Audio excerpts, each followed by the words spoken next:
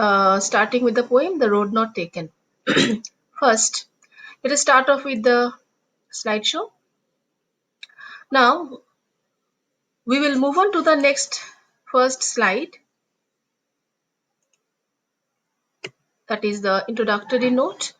Robert Frost, an American poet, Pulitzer Prize winner, published this poem in the collection of his poetry, Mountain Interval, with the name of the collection. The poem is set in a forest trail during autumn season. The poem is about the dilemma that one faces when we make a decision. It is also a reflection on life choices that we make and unknowns. That is, when we make a choice, what is going to be the consequence that is unknown to us. Road is a symbol of our life, and choices that we make have a great impact on our life. The first stanza. Two roads diverged in a yellow wood, and sorry I could not travel both. And be one traveller, long I stood, and looked down one as far as I could, to where it bent in the undergrowth. The speaker is talking about a day when he was walking along a trail in the course of his walk, and then he comes across a junction where the trail, that is the path, it was divided into two paths. Now, the poet being a single traveler, lone traveler, he regretted. He said, sorry, I could not travel both because I was one traveler, so he could not travel by both the roads at the same time. So long I stood now to decide which road I should go by, the poet, the speaker. He stood for a long time and looked down one as far as I could, to where it bent in the undergrowth.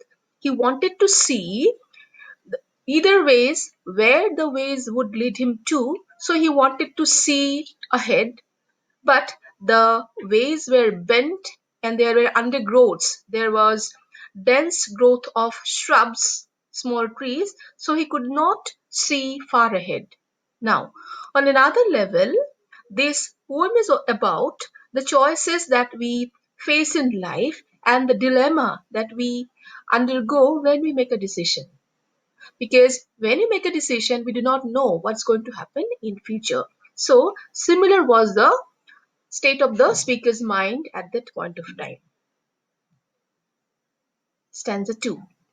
Then took the other, just as fair, and having perhaps the better claim, because it was grassy and wanted wear, though, as for that the passing there had warned them really about the same.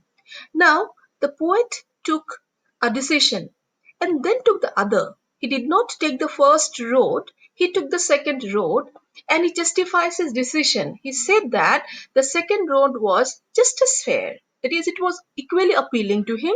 He justifies his decision and he says that perhaps the second road had a better claim. He had a better claim on travelers. It wanted more travelers because the second road was grassy and wanted travelers to wear it down. He had chosen the road which was grassy and not the one which was more trodden. Now, the poet says, though, as for that the passing there, that is, those travelers who had passed through both the roads had warned the roads about the same. About the same means not exactly the same. That is, one road had more travelers, therefore it was well trodden, and the other road had less travelers, and therefore it wanted more travelers to wear it down. Now, in choosing the second road, that is the road which was grassy, the poet has made an unconventional choice. That is, he did not go by the road which was taken by the most of the travelers.